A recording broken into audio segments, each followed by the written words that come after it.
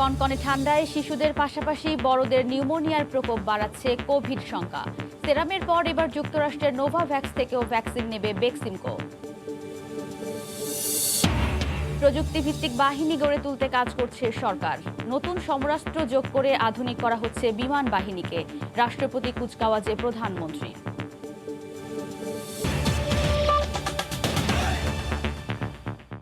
সময় সংবাদের সঙ্গে আছি আমি ওয়াহিদা স্বপ্না। একদিকে শীত, অন্যদিকে করোনা। নিউমোনিয়া সহ ঠান্ডাজনিত রোগে আক্রান্ত হয়ে হাসপাতালগুলোতে বাড়ছে শিশু ও নবজাতক রোগীর সংখ্যা। চিকিৎসকরা বলছেন, করোনা সংক্রমণের ভয় থেকেও অভিভাবকদের অনেকেই সন্তানদের হাসপাতালে নিয়ে আসছেন। শুধু শিশু নয়, বড়দেরও শ্বাসকষ্টজনিত সমস্যা বাড়ছে, যা করোনার শঙ্কাও বাড়াচ্ছে। এদিকে 2-1 দিনের মধ্যে শীত কমে যাবে বলে পূর্বাভাস দিয়েছে আবহাওয়া অধিদপ্তর। শিশু হাসপাতালে ভিড়। শীত বাড়ার সঙ্গে সঙ্গে রোগবালাই বেড়েছে শিশুদের। শ্বাসকষ্ট, সর্দি, কাশি ও নিউমোনিয়া আক্রান্তের সংখ্যাই বেশি। খালি পায়ে ফ্লোরে হাঁটে, ঠান্ডা লাগছে। এখন ডাক্তারের কাছে নিয়ে গেছি। আর সকালবেলা ওষুধ যেগুলো দিচ্ছে ওগুলো খাওয়ানোর আগে সন্ধ্যার সময় খাওয়াবো, 2 টেস্ট খাওয়াইছি। তারপরে কফ সার্চ। গাড়িতে জার্নিং হয়েছে, পানি চেঞ্জ হয়েছে, সে কারণে একটু ঠান্ডা লেগে গেছিল। আগের চেয়ে 2 থেকে 3 গুণ বেড়েছে রোগীর সংখ্যা। চিকিৎসকরা বলছেন, শিশু ও নবজাতকদের উষ্ণ পরিবেশে রাখতে হবে। অভিভাবকদের আরও সতর্ক হওয়ার পরামর্শ চিকিৎসকদের। শিশুদের তো আমাদেরকে করোনার কথা মাথা রাখতেই হচ্ছে, সাথে হচ্ছে ঠান্ডা, জ্বর, কাশি, নিউমোনিয়া যেগুলো আমরা বলি বা শ্বাসকষ্ট, এবং ডায়রিয়া, যে কোল্ড ডায়রিয়া যেটা বলি, সেটার আক্রান্তের সংখ্যাটা অনেক বেড়ে গেছে। সকাল থেকে সন্ধ্যা পর্যন্ত বাচ্চাদের জন্য কুসুম গরম পানি ব্যবহার করতে বলি, উষ্ণ আরামদায়ক কাপড় ব্যবহার করতে বলি, এবং ধুলাবাড়িতে যাতে বাচ্চারা খেলাধুলা না করে সেটা প্রিভেনশন করতে বলি। শিশুদের পাশাপাশি এই শীতে বড়দের শ্বাসকষ্টজনিত সমস্যাও প্রকট হচ্ছে। যক্ষ্মা ও অ্যাজমার সঙ্গে যোগ হয়েছে কোভিড-19। এতে দেখা দিচ্ছে বাড়তি শঙ্কা। যক্ষ্মা রোগীর কোভিড টেস্ট করেও পাচ্ছি যে কোভিডও পজিটিভ।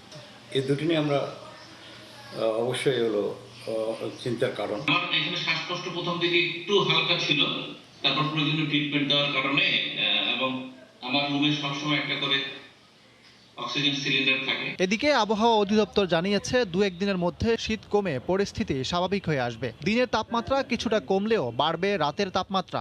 মধ্যরাত থেকে সকাল পর্যন্ত এখনো কুয়াশাটা থাকবে। হালকা বাতাস, এই বাতাস কনকনের জন্য জনজীবন বিপর্যয় হচ্ছে।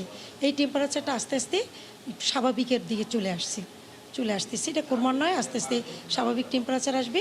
তবে এই মাসের শেষের দিকে বা জানুয়ারির শুরুতে আবারও শৈত্যপ্রবাহের পূর্বাভাস দিয়েছে আবহাওয়া অফিস। ইকরাম হোসাইন, সময় সংবাদ, ঢাকা। এদিকে করোনার মধ্যে শীতের হানায় গাইবান্ধায় বাড়ছে ঠান্ডাজনিত রোগের প্রাদুর্ভাব। প্রতিদিনই শত শত মানুষ ভিড় করছেন বহির্বিভাগে, কিন্তু কোনো ধরনের সুরক্ষার ব্যবস্থা নেই জেলা হাসপাতালে। ডায়রিয়া ওয়ার্ডেও নেই পরিচ্ছন্ন সামগ্রী। সব মিলিয়ে ভোগান্তির শেষ নেই রোগীদের। আতাউল হক সাগরের ক্যামেরায় আরও জানাচ্ছেন হেদায়েতুল ইসলাম বাবু।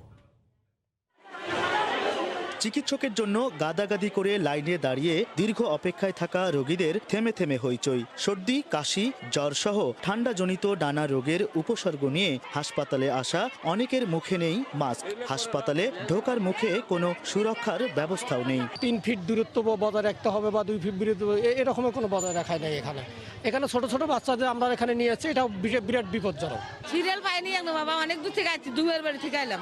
আমি এই 10টার থেকে দাঁড় হয়েছি, এ পর্যন্ত আমি দেখতে পারিনি। অন্যদিকে ডায়রিয়া ওয়ার্ডে চিকিৎসাধীন শিশুদের অভিভাবকদের অভিযোগ, অপরিচ্ছন্ন টয়লেট, বাথরুমে পরিচ্ছন্ন সামগ্রী পর্যন্ত নেই। ফলে হাসপাতালই হয়ে উঠছে রোগ ছড়ানোর কারখানা। হাসপাতাল পরিষ্কার পরিচ্ছন্নই তো এখানে থাকা দরকার, কিন্তু এখানে তো আমি নোংরা দেখতে চাইছি। পরিষ্কার থাকানোর জন্য তো টয়লেটে সাবান দেওয়া উচিত, কিন্তু এখানে তো কোনো সাবান নেই বা কোনো টয়লেট পরিষ্কার নেই। আমরা তো এখানে চিকিৎসার জন্য আসছি, আমাদের রোগী সুস্থ হবে আমরা চলে যাব, এখানে তো কোনো চিকিৎসা দেখতেছি না। শীতজনিত রোগের তথ্য আনতে গিয়ে জানা গেল হাসপাতালের তত্ত্বাবধায়কের নতুন নির্দেশনা। তার অনুমতি ছাড়া নেওয়া যাবে না কোনো ছবি। কথা বলাও বারণ চিকিৎসকদের। সাংবাদিকরা আসে তাহলে বলছে যে আমার সাথে প্রায়র পারমিশন নিতে হবে, স্যার বলছে, সেই হিসাবে আপনাকে বলছে। আমরা তো স্যারের অধীনস্থ কর্মকর্তা, কাজে তার রুল তো ভায়োলেট করতে পারি না। সংবাদকর্মীরা তারা যখনই যেখানে অনিয়ম দেখবে, আমি বলি যে এখানে সঠিক থাকবে সেই ছবিটা তারা নিতে পারে। এজন্য কেন তাকে পূর্বের অনুমতি নিতে হবে, এটা মনে হয় উনি ঠিক বলেন। প্রতিদিন গড়ে অন্তত 200 শিশু, নারী, পুরুষ ঠান্ডাজনিত রোগের চিকিৎসা নিচ্ছেন হাসপাতালের বহির্বিভাগ থেকে। হেদায়েতুল ইসলাম বাবু, সময় সংবাদ, গাইবান্ধা।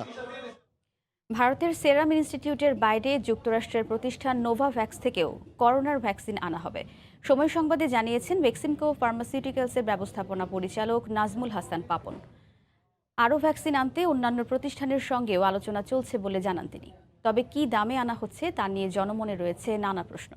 সাজিদ মুস্তাহিদের রিপোর্টে বিস্তারিত। করোনা ভ্যাকসিনের প্রয়োগ শুরু হয়েছে বেশ কয়েকটি দেশে, বাংলাদেশ এখনও আছে অপেক্ষায়। তবে বাজারে ভ্যাকসিন আসলে তা যেন বাংলাদেশও পায় সে বিষয়টি নিশ্চিত করেছে সরকার। ভারতের সেরাম ইনস্টিটিউটের সঙ্গে আগেই চুক্তি করেছে বেক্সিমকো ফার্মাসিউটিক্যালস। চুক্তির আওতায় সরকারের জন্য 3 কোটি ভ্যাকসিন আনবে প্রতিষ্ঠানটি। সিরাম ইনস্টিটিউট থেকে আনা ভ্যাকসিন সরকার দিবে বিনামূল্যে। কত দামে এই ভ্যাকসিনগুলো কেনা হচ্ছে সে প্রশ্ন আছে অনেকেরই। আমরা চাই যে এটা কার্যকর ভ্যাকসিন, যদি আমাদের কাজ হবে সেই ভ্যাকসিন স্বল্প মূল্যে হলে ভালো হয়। দাম সীমিত রাখা দরকার এবং সবাই পাক ভ্যাকসিনটা, সবার উপকার হোক। ভ্যাকসিন যেন সর্বস্তরের মানুষের কাছে পৌঁছে যায়। বেক্সিমকো আনবে আলাদাভাবে 10 লাখ ডোজ।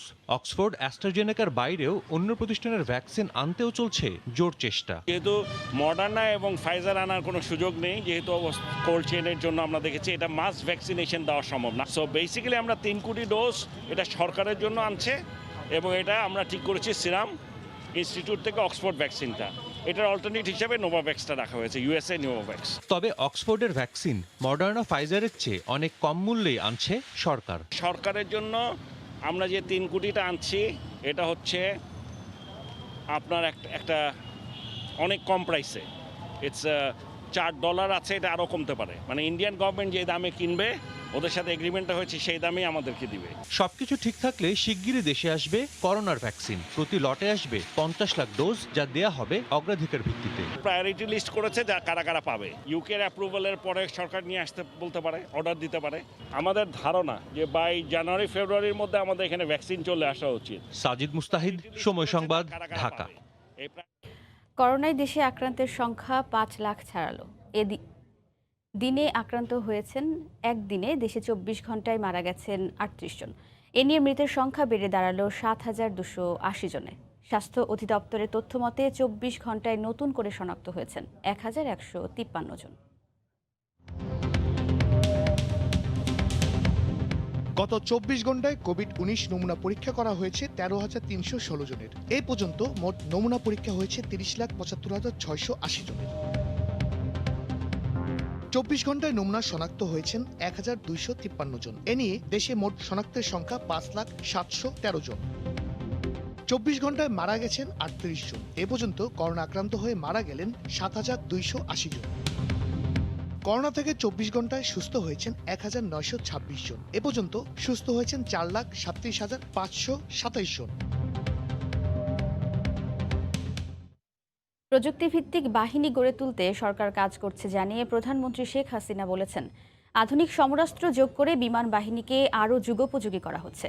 সকালে ভিডিও কনফারেন্সে যশোর বিমান বাহিনী একাডেমিতে রাষ্ট্রপতি কুচকাওয়াজে অংশ নিয়ে একথা বলেন সরকার প্রধান। তিনি আরও বলেন, প্রশিক্ষণের মাধ্যমে বাহিনীর সদস্যরা নিজেদের যোগ্য করে তুললে বাংলাদেশও একদিন যুদ্ধ বিমান বানানোর সক্ষমতা অর্জন করতে পারে। বাংলার আকাশ শত্রুমুক্ত রাখতে বিমান বাহিনীর সক্ষমতা দিনে দিনে সমৃদ্ধ হচ্ছে। জীবন বাজি রেখে বহিঃশত্রুর আক্রমণ থেকে স্বদেশের সীমানা রক্ষায় দিকবিদিক সজাগ এই বাহিনীর সদস্যরা। কঠোর পরিশ্রম আর নিয়মতান্ত্রিক চর্চায় বিমান বাহিনীর এক একজন অফিসার প্রস্তুত হন দেশমাতৃকা রক্ষায়। যশোরে এমনই এক নবীন ব্যাচ সম্পন্ন করল তাদের দীর্ঘমেয়াদী মৌলিক প্রশিক্ষণ। ভিডিও কনফারেন্সে ঢাকা থেকে এই আয়োজনে যোগ দেন প্রধানমন্ত্রী শেখ হাসিনা। ভার্চুয়াল এই অনুষ্ঠানে ৭৭তম বিমান বাহিনী একাডেমি কোর্স সম্পন্ন করা অফিসারদের সম্মানসূচক তরবারি প্রধানমন্ত্রীর পক্ষে তুলে দেন বিমান বাহিনী প্রধান। মনোজ্ঞ ফ্লাইং পাসে প্রতিরক্ষা মন্ত্রীকে সম্মান জানায় নবীন বিমান কর্মকর্তারা। প্রধানমন্ত্রী বলেন, বিমান বাহিনীর আধুনিকায়নে সবসময় মনোযোগী আওয়ামী লীগ সরকার। যেহেতু ডিজিটাল বাংলাদেশ গড়ে তুলব ঘোষণা দিই, কাজে প্রযুক্তিভিত্তিক একটি বাহিনী গড়ে উঠুক তার দিকে আমরা বিশেষভাবে দৃষ্টি দিই। বিমান বাহিনীতে সদ্য সংযুক্ত নতুন ক্যাডেটদের মুক্তিযুদ্ধের চেতনা ধারণ করে দেশ সেবায় নিয়োজিত হওয়ার আহ্বান জানান সরকার প্রধান। মনে সাহস রেখে মাথা উঁচু করে বিশ্ব দরবারে চলতে হবে এবং নিজেদেরকে প্রশিক্ষণের মাধ্যমে উপযুক্ত করে গড়ে তুলতে হবে। তোমরাই আমার 41 শেষ সৈনিক, সেইভাবে নিজেদেরকে গড়ে তুলবে।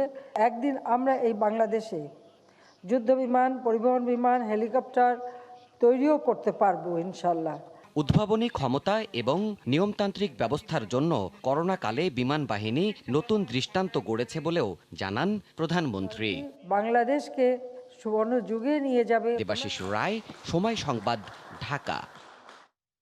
সেনাবাহিনীকে নিয়ে একটি স্বার্থান্বেষী মহল গুজব ছড়াচ্ছে জানিয়ে সবাইকে সতর্ক থাকার আহ্বান জানিয়েছেন সেনাপ্রধান জেনারেল আজিজ আহমেদ। সকালে মিলিটারি ডেন্টাল সেন্টারের উদ্বোধনী অনুষ্ঠানে অংশ নিয়ে সেনাপ্রধান কথা বলেন। এ সময় ডেন্টাল কোরের একটি চৌকস দল কুচকাওয়াজ প্রদর্শন করে। অনুষ্ঠানে সেনাপ্রধান বলেন, সেনাবাহিনী অতীতের যে কোনো সময়ের চেয়ে পেশাদার, তাই কুচক্রী মহলের সব গুজবের ঊর্ধ্বে নিজেদের দায়িত্ব পালন করবে সেনা সদস্যরা।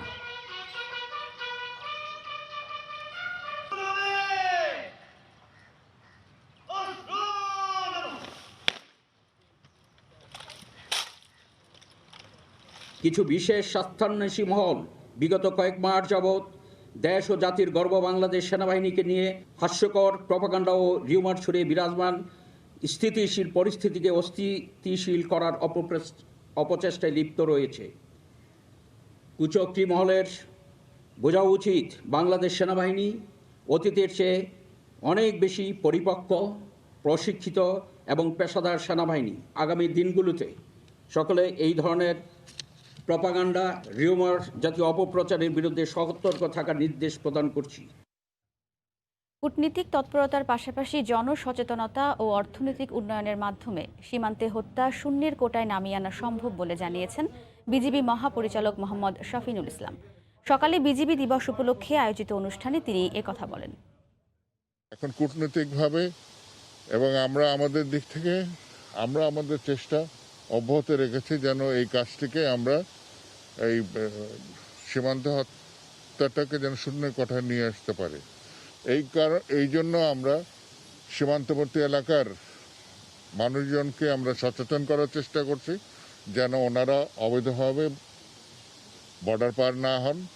সীমান্তবর্তী এলাকায় যেসব জনপ্রতিনিধি আছেন ওনাদের মাধ্যমে জনগণকে বোঝানোর চেষ্টা করছি যেন অবৈধভাবে সীমান্তে অতিক্রম করা বা অন্য কোনো সীমান্ত অপরাধে জড়িত না হয়ে পড়েন। শুধু যোগাযোগ নয়, পদ্মা সেতু প্রকল্পের মাধ্যমে উচ্চ ক্ষমতা সম্পন্ন 400 কেভি বিদ্যুৎ সঞ্চালন লাইন পেতে যাচ্ছে দেশের দক্ষিণাঞ্চলের মানুষ। সেতু থেকে 2 কিলোমিটার ভাটিতে এজন্য আলাদা করে 7টি পিলার বসানো হচ্ছে। মূল সেতুর জন্য বরাদ্দকৃত 12,000 কোটি টাকা থেকেই নদীর গভীরে তৈরি হচ্ছে পিলারগুলো। আগামী বছরের ডিসেম্বর নাগাদ এর কাজ শেষ হবে। সাইফুল ইসলামের ক্যামেরায় আরও জানাচ্ছেন এহসান জুয়েল। কনক্রিটের অবকাঠামো যমুনা সেতুর মধ্য দিয়ে 132 কেভির বিদ্যুৎ সঞ্চালন লাইন টানার পর দেশের উত্তরাঞ্চলের বিদ্যুৎ ব্যবস্থাপনায় খুলে যায় নতুন সম্ভাবনার দুয়ার। এবার পদ্মা সেতুর মাধ্যমে হাই ভোল্টেজের 400 কেভি বিদ্যুৎ সংযোগ পেতে যাচ্ছে দক্ষিণাঞ্চলের জেলাগুলো। তবে পদ্মা সেতুর স্টিলের তৈরি কাঠামোতে 400 কেভি হাই ভোল্টেজ লাইন টানা সম্ভব নয় বলে মূল সেতু থেকে 2 কিলোমিটার ভাটিতে আলাদা করে বসানো হচ্ছে 7টি বিদ্যুতের খুঁটি। এর আগে যমুনা সেতুর মধ্য দিয়ে ইস্ট ওয়েস্ট কানেকশনের সময় পিজিসিবিকে আন্তর্জাতিক ঠিকাদার নিয়োগ দিতে হলেও তার চেয়ে বড় ও জটিল পদ্মা সেতু প্রকল্পে আলাদা করে কোনো ঠিকাদার কিংবা খরচ করতে হচ্ছে না। সেতুর পাইলিংয়ের জন্য শক্তিশালী যে হ্যামার বাংলাদেশে আনা হয়েছে সেটা দিয়েই বিদ্যুৎ বিভাগের জন্য তৈরি করা হচ্ছে এসব পিলার। গত বছরের জুনে মাটি পরীক্ষার পর এর মধ্যে সব পিলারের পাইলিং শেষ। 36টি খুঁটির মধ্যে 32টির কনক্রিটিংয়ের কাজও সম্পন্ন।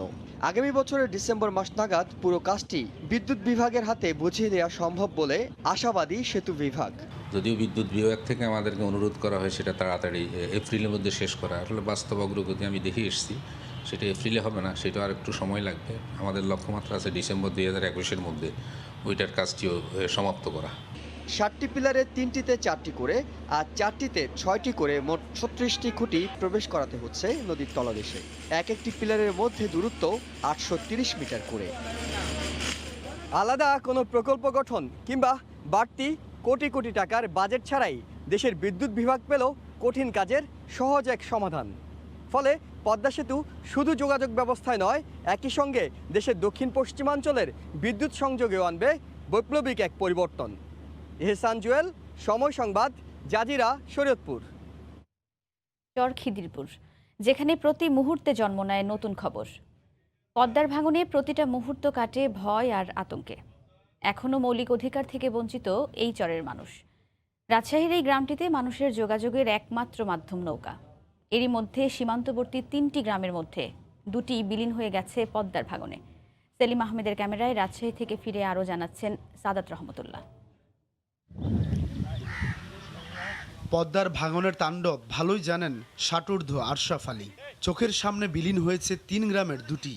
অবশিষ্ট গ্রামটিও গিয়ে ঠেকেছে ভারতের সীমান্তে। তো ওই মাটি তো ধরেন নদীর মধ্যে, তো আমাদের কোনো উপায় নেই। অনেকজন চলে গেছে, ধরেন এবার ভাঙলে পরে আমাদেরকেও চলে যেতে হবে। রাজশাহীর দুর্গম চর খিদিরপুর। কৃষি এই গ্রামের প্রাণ ভোমরা। তাদের অর্থনীতির চাকা ঘুরে ফসলের মাঠ আর গরু মহিষ লালন পালনে। কিন্তু যে জমিতে ফসল আবাদ করে তাদের জীবন জীবিকা, বছর বছর পদ্মার ভাঙনে 4000 হেক্টর জমি এখন দাঁড়িয়েছে মাত্র 40 হেক্টরে।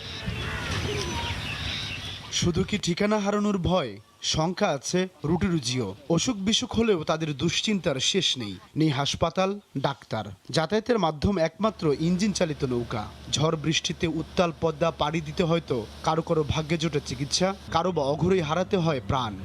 উপর থেকে ভাঙন ভেঙে গেছে, আবার 2 মাস হলে এই পারে করেছি। ভয় ভাঙনেরই ভয় আমার। কয়েকটা বাঁধ দিলে তো নদী এক জায়গায় থাকে, তো ওটা তো দিবে না, দেয় না। ভাঙনের কারণে 400 মিটার নদীর গতিপথ পরিবর্তন হয়ে প্রবাহিত হচ্ছে কাতলামারি ভারতীয় সীমান্ত দিয়ে। এতে এই গ্রামের মানুষ শুষ্ক মৌসুমে ঘুরে যেতে হয় প্রায় 17 কিলোমিটার। দুর্গম এই সীমান্ত রক্ষায় কাজ করে যাচ্ছে বর্ডার গার্ড বাংলাদেশ, বিজিবি। সমস্যা সমাধানে শীঘ্রই আলোচনা বসার কথা জানালেন বিজিবি মহাপরিচালক। একটা করিডোর দেওয়া যেন এই চরবাসীদের ঘুরে যেন আসতে না হয়। ভারতের পররাষ্ট্র মন্ত্রণালয় বিবেচনাধীন আছে এবং আমাদের পররাষ্ট্র মন্ত্রণালয় এই বিষয়ে নিয়ে কাজ করছে এই ইনোসেন্ট প্যাসেজ দেওয়ার জন্য। এর আগে গ্রামের চরের মানুষের জন্য প্রায় 2500 ঘর দিয়েছিল সরকার, যা এরই মধ্যে নদী গর্ভে বিলীন হয়ে গেছে। গত কয়েক বছর আগেও রাজশাহীর এই চর খিদিরপুরে 15,000-এর বেশি মানুষের বসবাস ছিল, যা বর্তমানে নেমে এসেছে 1500-তে। সর্বনাশা পদ্মার ভাঙনে এখানকার মানুষের প্রতিটা মুহূর্ত কাটে আশ্রয় হারানোর শঙ্কায়। এখানকার মানুষের চাওয়া গ্রামের শেষ চিহ্নটুকু রক্ষায় অন্তত একটি স্থায়ী বাঁধ নির্মাণের। সাদাত রহমতুল্লাহ, সময় সংবাদ, চর খিদিরপুর, রাজশাহী। সত্যি বলার অপরাধে বিএনপির ভাইস চেয়ারম্যান ও একজন খেতাবধারী মুক্তিযোদ্ধাকে শোকজ করা মুক্তিযুদ্ধ ও মুক্তিযোদ্ধাদের প্রতি অবমাননার শামিল বলে মন্তব্য করেছেন আওয়ামী লীগের সাধারণ সম্পাদক এবং সড়ক পরিবহন ও সেতুমন্ত্রী ওবায়দুল কাদের। সকালে সচিবালয়ে তিনি সাংবাদিকদের একথা বলেন। দলে একজন খেতাবধারী মুক্তিযোদ্ধা এবং ভাইস চেয়ারম্যানকে সত্য বলার অপরাধে সম্প্রতি অপমানকর শোকজ করা হয়েছে বলে গণমাধ্যমে খবর দেখেছি। এর মাধ্যমে দেশের মুক্তিযুদ্ধ এবং মুক্তিযোদ্ধাদের প্রতি অবমাননাকার আচরণই ফুটে ওঠে। নেতিবাচক রাজনীতির কারণে বিএনপি আজ জনবিচ্ছিন্ন। বিএনপি প্রতিনিয়ত সরকারের বিরুদ্ধে বিষোদ্গার করে যাচ্ছে বলে মন্তব্য করেছেন তথ্যমন্ত্রী ডক্টর হাসান মাহমুদ। সকালে রাজধানীর জাতীয় প্রেস ক্লাবে এক আলোচনা সভায় আওয়ামী লীগের বিরুদ্ধে বিষোদ্গার না করে নিজের ঘর সামলাতে বিএনপি নেতাকর্মীদের প্রতি আহ্বান জানান তিনি। প্রতিদিন সরকারের বিরুদ্ধে, আওয়ামী লীগের বিরুদ্ধে বিষোদ্গার। কালকে মেজর হাফিজ সাহেবের সংবাদ সম্মেলন শুনলাম। মির্জা ফখরুল ইসলাম আলমগীর সাহেব সহ বিএনপিকে অনুরোধ জানাবো যে আওয়ামী লীগের বিরুদ্ধে বিষোদ্গার না করে নিজের ঘরটা একটু সামলান। যারা নিজের নেতাদের সম্মান করতে পারে না, নিজের ঘরটাই সামলাতে পারে না, তারা দেশটা সামলাবে কিভাবে?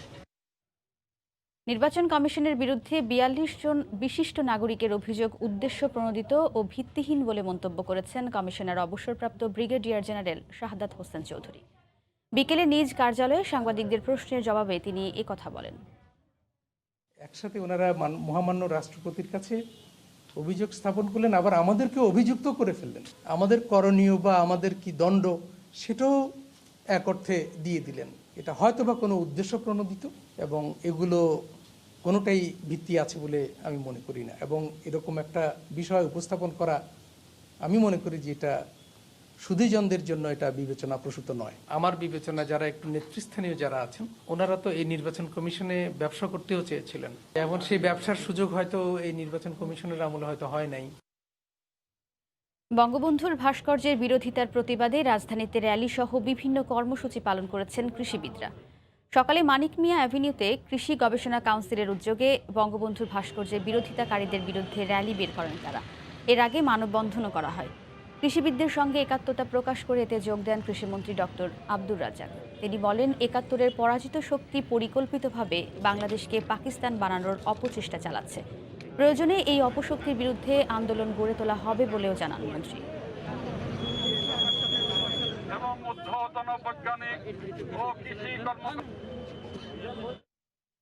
স্বাধীন পেশা হিসেবে বাংলাদেশে দ্রুত বাড়ছে ফ্রিল্যান্সিং এর জনপ্রিয়তা। বৈদেশিক মুদ্রা আয় করা ফ্রিল্যান্সাররা অন্যান্য খাতের মতো নগদ প্রণোদনার দাবি জানিয়েছেন। আইসিটি প্রতিমন্ত্রীও বলছেন, প্রণোদনা পেলে ২০২৫ সাল নাগাদ ফ্রিল্যান্সিং থেকেই বছরে আসবে ৯,০০০ কোটি টাকা। হরিপদ সাহার রিপোর্ট। আমি ৬ ঘন্টা হয়তো কলেজে দিতাম, তো বাকি সময়টা আমি কি করব? তো এটা কাজে লাগানোর জন্য আমার মনে হলো যে গ্রাফিক্স ডিজাইনটা শিখি। তার মতো সব বয়সী মানুষ এখন যুক্ত হচ্ছেন ফ্রিল্যান্সিং কাজের সাথে। Graphics design, 3D, 2D modelling সহ বিভিন্ন ধরনের শতাধিক কাজের মধ্য থেকে বেছে নিচ্ছেন পছন্দ ও দক্ষতা অনুযায়ী অনলাইন টাস্ক। রাজধানী সহ সারা দেশে গড়ে ওঠা সরকারি বেসরকারি তথ্য প্রযুক্তি বিষয়ক প্রশিক্ষণ কেন্দ্রেও বাড়ছে শিক্ষার্থীর সংখ্যা। কলেজ বন্ধ, তাই আমি এই প্রতিষ্ঠানে ভর্তি হয়েছি। ডিজিটাল মার্কেটিং নিয়ে কোর্স করতেছি। 5RR, আপওয়ার্ক, freelancer.com সহ বিশ্বসেরা অনলাইন মার্কেট প্লেসে বিভিন্ন দেশের সাথে প্রতিযোগিতা করছেন বাংলাদেশের দক্ষ ফ্রিল্যান্সাররা। প্রতি মাসে আয় করছেন বড় অঙ্কের বৈদেশিক মুদ্রাও। আমি মান্থলি $৫-৬,০০০ আর্ন করেছি। যারা সফটওয়্যার এক্সপোর্ট করছে তারাও কিন্তু 10% ইনসেন্টিভ পাচ্ছে। এই পেশাকে আরও এগিয়ে নিতে যৌথ উদ্যোগে বিদেশি প্রতিষ্ঠানের শাখা স্থাপনের কথা বলছেন বিশ্লেষকরা। ঢাকার বাইরে অন্যান্য সিটি এবং গ্রাম অঞ্চলে ফ্রিল্যান্সারদেরকে বেশি পরিমাণে এখানে অন্তর্ভুক্ত করতে হবে, এবং সেই ধরনের job is available in the market. তো সেটা করতে হলে সেখানে ইন্টারনেট কানেক্টিভিটি সহজলভ্য যদি না হয়, তাহলে কিন্তু আলটিমেটলি আমাদের যে টার্গেট, সেই টার্গেটে পৌঁছাটা একটু কঠিন হবে। ৬.৫ লাখ ফ্রিল্যান্সারের আয়ে নগদ প্রণোদনার দাবি আইসিটি প্রতিমন্ত্রীর। ক্যাশ ইনসেন্টিভটা যদি 10% দেওয়া হয়, তাহলে আজকের এই $300 মিলিয়ন আয়টা ইনশাল্লাহ 25 সালের মধ্যে $1 বিলিয়ন আমাদের ফ্রিল্যান্সার ভাই বোনরা আয় করে আপনাকে দেশের প্রবৃদ্ধি অর্জন করতে পারবে। বর্তমানে ফ্রিল্যান্সিং সহ আইটি খাতের বার্ষিক রপ্তানি $100 কোটি ছাড়িয়েছে। 2025 সালের মধ্যে এ আয় 500 কোটিতে নিয়ে যেতে চায় সরকার। হরিপদ সাহা, সময় সংবাদ, ঢাকা। দেশের গৃহহীন মানুষকে ঘর তৈরি করে দেওয়ার আগ্রহ দেখিয়েছে তুরস্ক। তবে কতজনকে ঘর দেয়া হবে সেটি তাদের সরকারের সঙ্গে আলোচনার পরই জানানো হবে বলে জানিয়েছেন দুর্যোগ ব্যবস্থাপনা ও ত্রাণ প্রতিমন্ত্রী। দুপুরে সচিবালয়ে তুরস্কের রাষ্ট্রদূত মোস্তফা ওসমান তুরানের সঙ্গে সাক্ষাৎ শেষে দুর্যোগ প্রতিমন্ত্রী সাংবাদিকদের একথা জানান। দুর্যোগ সহনীয় ঘর প্রকল্পে তারা তাদের প্রেসিডেন্টের পক্ষ থেকে তারা টিকার মাধ্যমে আমাদেরকে আর্থিক সহায়তা দিবে।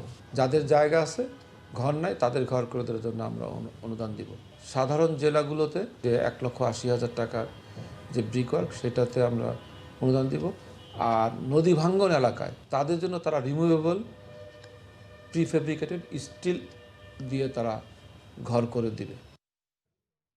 বগুড়ার হাটবাজারে এক সপ্তাহে প্রকারভেদে প্রতিমণ ধানের দাম 50 থেকে 100 টাকা পর্যন্ত বেড়েছে। বেশি দামে ধান বেচা কেনায় খুশি কৃষক। তবে মিল মালিকদের প্রতিনিধি আড়তদাররা বেশি দামে ধান কিনে দুশ্চিন্তায় আছেন। তারা সরকার নির্ধারিত মূল্যে চাল সরবরাহ করতে পারবেন না বলে জানিয়েছেন। বিস্তারিত মাজেদুর রহমানের রিপোর্ট, ছবি তুলেছেন রবিউল ইসলাম। সকাল থেকে সরগরম বগুড়ার দুপচাচিয়া ধাপের হাটের ধানের বাজার। ভ্যান ভর্তি ধান নিয়ে হাটে আসেন কৃষকরা। এবার ধানের ফলন কম হলেও বর্তমান ভালো দাম পাওয়ায় খুশি কৃষক। আমরা অঞ্জের ধান বেচলাম, মোটা ধান 1230 টাকা। ধান বিক্রি করে এখন লাভবান হচ্ছি, আমাকে অনেক খুশি। এই ধান মোটামুটি ভালোই হয়েছে এবং দামও ভালো পাচ্ছি এবং আমরা লাভবান। এই দাম থাকলে কৃষকেরা বাঁচবে, গত 7 দিনে দাম বাড়ায় ধান কেনা নিয়ে দুশ্চিন্তায় মিল মালিকরা। লোকসান দিয়ে সরকারকে 37 টাকা দরে চাল দিতে পারবেন না বলে জানিয়েছেন মিল মালিকদের প্রতিনিধিরা। ধান প্রায় 1250 টাকা দাম, সরকার যে দাম বেঁধে দিছে এই দামে আমরা চাল দিতে পারছি না। কৃষকেরা ধান কম দামে বিক্রি করে না, আমরা এখন কি করব? নিরুপায়। ধানের সাথে চালের কোনো মিল হচ্ছে না, ধানের দামটা বেশি, আর বিশেষ করে আমাকে ধানটাই উৎপাদনই কম হয়েছে। বগুড়া ধাপের হাটে মোটা ধান 1150 থেকে 1200 টাকায় এবং চিকন ধান 1300 টাকায় বিক্রি হচ্ছে। প্রতি হাটে প্রায় 10,000 মণ ধান কেনাবেচা হয়। মাজেদুর রহমান, সময় সংবাদ, বগুড়া। শ্রবণ, বাক, বুদ্ধি ও দৃষ্টি প্রতিবন্ধীদের জন্য কক্সবাজারে গড়ে উঠেছে বিশেষায়িত স্কুল। কক্সবাজার জেলা প্রশাসকের ব্যক্তিগত উদ্যোগে প্রতিষ্ঠিত এই স্কুলে শিক্ষা ও চিকিৎসা পাচ্ছে বিশেষায়িত 2 শতাধিক শিশু। একসময় ভবিষ্যৎ নিয়ে দুশ্চিন্তায় থাকা অভিভাবকরা সন্তানদের জন্য একই সঙ্গে শিক্ষা ও চিকিৎসার সুযোগ পেয়ে স্বস্তির নিঃশ্বাস ফেলছেন। আরও জানাচ্ছেন সুজাউদ্দিন রুবেল। অ্যাসেম্বলিতে অংশ নিয়ে দেশ সেবার শপথ নিচ্ছে কক্সবাজারের শ্রবণ, বাক, বুদ্ধি ও দৃষ্টি প্রতিবন্ধীরা। কমাস আগেও এই শিশুদের ভবিষ্যৎ নিয়ে উদ্বেগ উৎকণ্ঠার শেষ ছিল না অভিভাবকদের। 2018 সালে নভেম্বরে যাত্রা শুরু করা প্রতিষ্ঠান অরুণোদয়ের বর্তমান শিক্ষার্থীর সংখ্যা 250 শতাধিক। এসব শিশুরা শিক্ষা ও চিকিৎসার পাশাপাশি এখানে পাচ্ছে খেলাধুলা, সঙ্গীত ও বিনোদনের সুব্যবস্থাও। হাত লাগাতে পারতো না, খুবই করে থাকতো, গুডবির মতন করে থাকতো। প্রতিদিন তারা আসছে, এখানে তারা নতুন নতুন জিনিস শিখছে, সামাজিকরণ শিখছে। বাচ্চাগুলো এখানে আসে যখন মেশিনগুলো দেখতো আমাদের, সেগুলো একটু ভয় পাইতো। অভ্যস্ত হয়ে যাওয়ার পর ওরা নিজে থেকে আনন্দ করে আসে এখন।